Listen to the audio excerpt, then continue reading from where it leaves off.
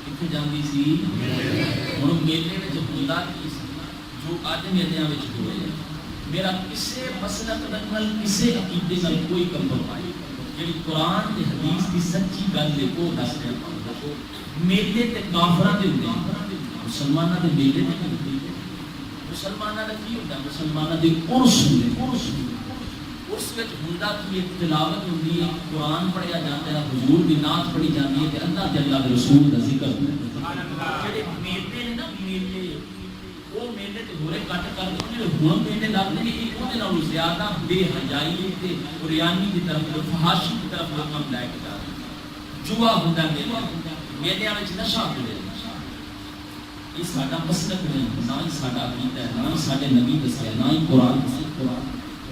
سانوں یہ نہیں دسیا گیا سانوں دسیا گیا سب ساڈی اطلاع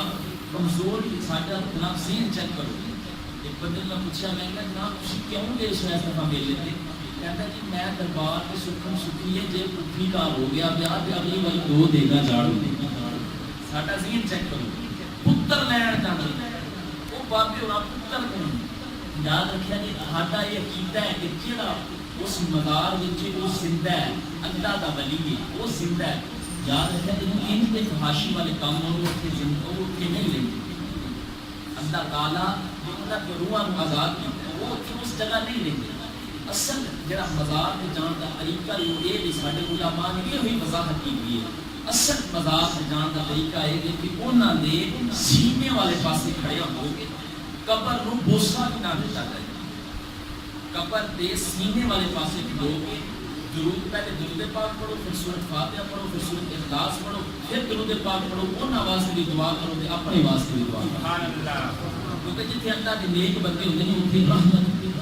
ساڈا انہاں لوکاں نال کوئی اہل سنت وال جماعت دا کوئی انہاں لوکاں نال تعلق نہیں جڑے دیوے چاڑ دے تے بتیاں چاڑ دے تے جناب والا سکنا سکھ ساڈا انہاں نال کوئی تعلق نہیں یہ ذہن وچ رکھیا